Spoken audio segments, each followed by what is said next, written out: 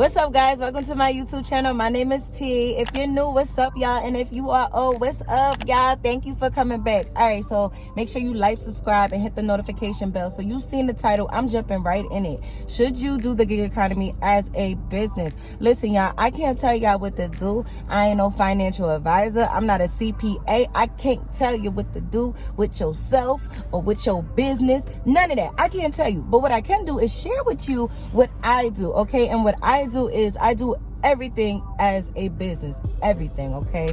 The gig economy, the things that I do outside the gig economy, everything I do is a business.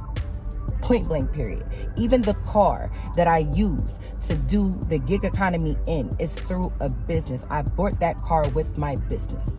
Okay, like it's my business to make it business. All right, like everything is separate. My personal is completely separate from my business, and I do these things for reasons. There are so many tax breaks and benefits of having a business, guys. Like even when it comes to, building business credit, getting business funding, having business write-offs. Like I'm not a CPA, so I don't know about like all of like the nicks and crannies when it comes to like the tax write-offs, but I'm gonna tell you right now, you have more write-offs than you do as a sole proprietor or as an independent contractor, whatever it is that you consider yourself if you're not doing it through a business. All right, like the amount of opportunity is unlimited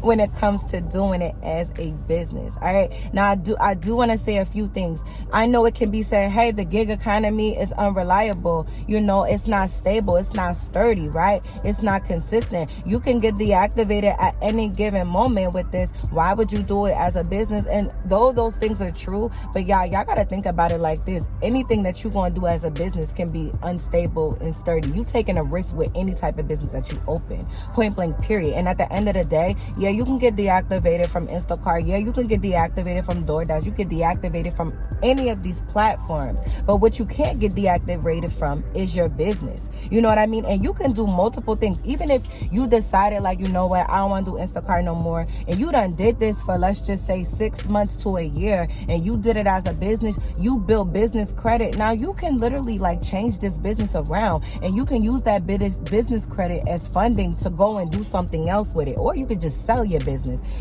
or you can do anything with it. You know what I mean? What's the word I'm trying to think of? I don't even know the word, and I'm not about to get stuck there, because when I forget things, sometimes it be going and then it come back tomorrow. So I think it's gonna come back tomorrow, but we doing this video today, okay? Yeah, so that's that. Another thing too, so I'm you notice that I said I bought my car with my business. All right, so I have two cars. I have a personal car and then I have a business car. All right, I'm not saying you gotta have two cars. I'm gonna be honest with you, having two cars in a way, I'm always leaving something in my other car. I'm always forgetting something in my other car. I got a baby, so sometimes I be going with the back and forth with the car seat and everything like that. I'm not saying you gotta have two cars, okay? All I'm saying is just that you want to keep personal as separate from business as possible. Another thing I want to cover is when you pay yourself, whether you're paying yourself as a business or whether you are an independent contractor and you don't want to do it as a business. Guys, you got to keep it separate.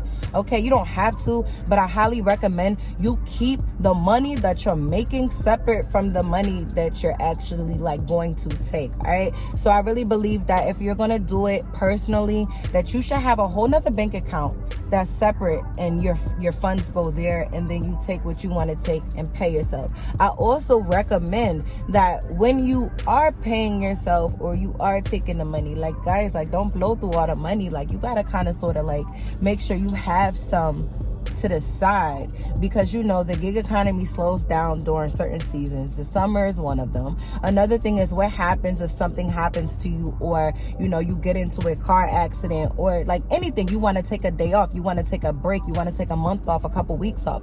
You don't want your money to stop though, just because you're not physically out there bagging groceries or slinging some doggone food, right? You still want to be able to get your money, right? So that's basically what you would be doing if you don't give yourself all of your money. All right, so I highly recommend that. Now I'm not going to get into all the benefits that come with doing this as a business. You know, if you guys want more information on like doing things as a business, how to start an LLC, how to actually get started, just leave a comment under the video and I'll make more content like this. But the whole point of me making this video, to be completely honest with you, is I'm ready to bring you guys in my world. I'm ready to show you guys how I actually do things. I'm still gonna do, you know, my little videos when you see me out there making money and everything like that, but I also want to show you guys what I do on the back end. All right, like there's multiple things that's going on over here, and on top of that, I'm not just doing Instacart and Doordash. I'm not an employee for anybody but myself, but there are other things that I'm doing because I know that,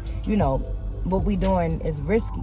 You know what I'm saying? So that's that. So I hope that you guys got some type of knowledge or idea or something out of this video. I'm gonna end the video here. If you ain't subscribed yet, you need to subscribe, okay? Because I'm trying to get to 1,000 subscribers, okay? So you need to help a sister out, and you need to like the video, and you need to share it. You ain't really gotta share it, but you get what I'm saying. All right, and I hope y'all know I'm just playing, just a little humor, okay? So I'll see you guys in the next video.